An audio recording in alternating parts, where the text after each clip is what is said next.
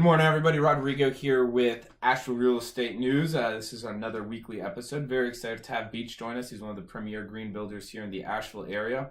And I know for me personally, there's always a lot of mystery around what makes a builder green or what building is a green building versus a not green building.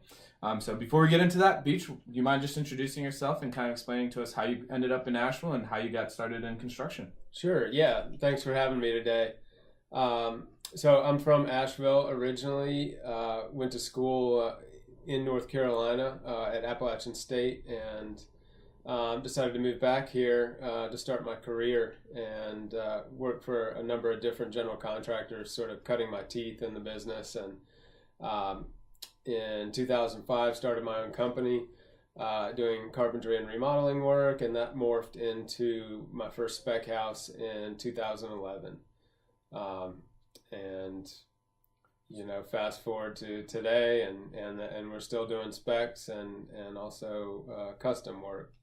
So how long have you been kind of operating under your own company? It's because it's Beach Homes, right? Or Beach Hensley Homes. Beach Hensley Homes. So Yes. how long has that been, you know, your company name that you've been doing the construction or the work under that banner? Right. So we started Beach Builders Incorporated, the S Corporation, in 2005, and worked under that name until mid last year, when we rebranded with a local advertising company who recommended that we change our name to Beach Hensley Homes. Okay. So just a year under the new brand. Yeah, but you've been working then for almost, what is that, 10, 12 years now? Am I doing my math right? Yep, self-employed for 12 now. Oh, it's a fun journey, right? Yeah, it's Very good.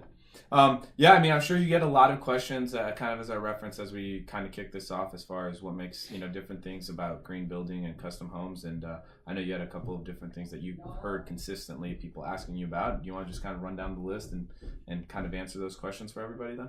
Sure, yeah. So number one, I get the question, what makes it green? What makes a home green? And the simple, short answer is the certification process, where we work with a local third-party rater who gives us a rating based on a point system established by either Energy Star or the Western North Carolina Green Building Association. And sometimes both, depending on what level of rating we're looking for.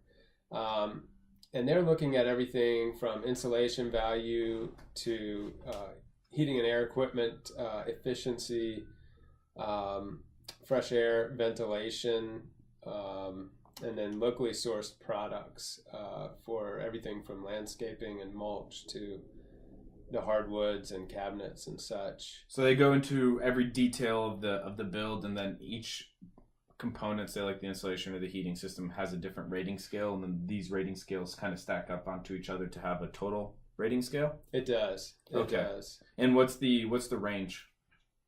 Is it like kind of point system like 1 to 10, or it's like good, bad, great, terrible, or it's pretty much good, best, and better, something like that, you know. So certified is the lowest level of certification, but it does pass, and it is technically better than a code compliant house. And that's really what we're comparing ourselves against, is a code compliant house, which that has improved vastly over the past 10 years. Just the basic code? Yeah. Yeah. A lot of what we're doing in the green building industry gets adopted by the International Building Code and then the state code as well. And when you're getting these ratings, is that something that you, on your end, has to do something specific as far as training, or is it just meeting, you know, more stricter building guidelines or you know?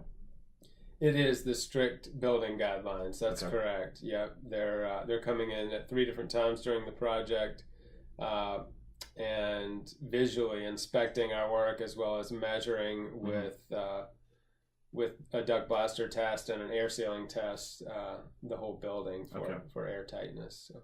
Okay, great. Well, I think that's a good understanding of what makes it green then. Right. What are the couple of other common questions that you hear then? So what sets me apart from other green builders, and especially in a speculative sense, on a spec house, and one of our standard features now is an ERV, energy recovery ventilator. Okay. And so that's bringing fresh air directly into the heating and air system, where it's dehumidifying by. I probably should not go into explaining how it works. Fair enough. An energy recovery ventilator. What's it Google do then? What's it do then? It brings fresh air into the home. The houses are so tight that we do need to introduce fresh air. And so it's just a special way how you introduce fresh air into the house without losing any of the energy compliance. Right, exactly. You don't quick and dirty summary. Yeah. Okay. We're not. Let's not get into the details. Yeah. Right. Yeah. Don't want to bore anyone with that. But anyway, yeah, you could Google it. Okay. And then obviously, first question I get when somebody calls me is, how much are you charging per square foot? Mm-hmm. It's a tough question for us to answer, but it's a fair one. Same thing I would want to know talking to a builder. Of course. So we have two stock plans. The 1,500 square foot version on a crawl space sells for about $230,000. Okay. At $153 a square foot. And that's after somebody's provided the land, right? Exactly. Okay, so this is just the build, doesn't include land. Yep, that's on your lot, but it's driveway, water tap, sewer tap, everything you need but the land. Okay. And then we have our most popular stock plan is a 1,700 square foot house with the master on the main level. Okay. And it sells for about $265. Okay. So and then from there it just goes up depending on how many customizations or things like that, the homeowner would want.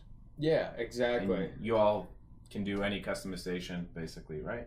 Yes. Yeah, if you can dream it, we can build it. If it can be engineered, we can build it. Okay, great.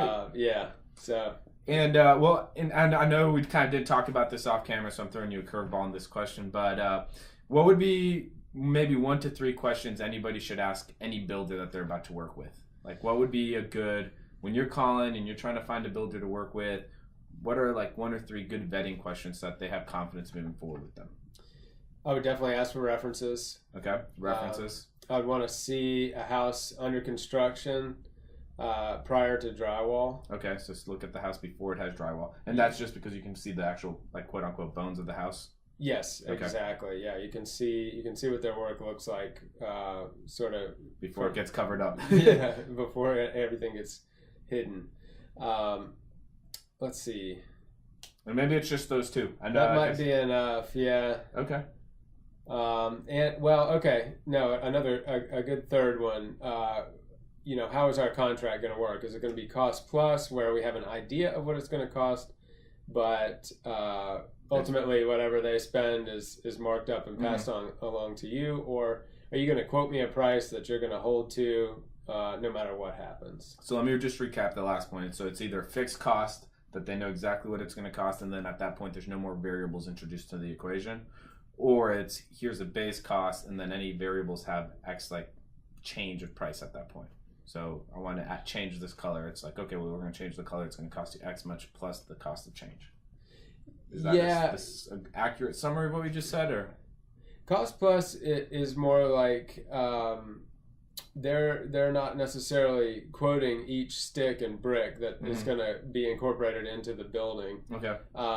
They're probably quoting on an average building cost, and so your house will fall somewhere in that average. So it's a hopefully. range. Yeah. In theory. yeah. Hopefully is the idea, but we like to quote fixed price, and we get either quotes from vendors and subs, or use historical value from another house that we're currently building. Gotcha. Okay. Yeah. Great. Well, everybody, again, tune in next week for another episode. Beach, thanks so much for joining us today. And we'll put all the contact information if you have any questions for Beach specifically. Just look, if you're watching this on YouTube, just check below in the video description or on Facebook. Just check out the little write-up.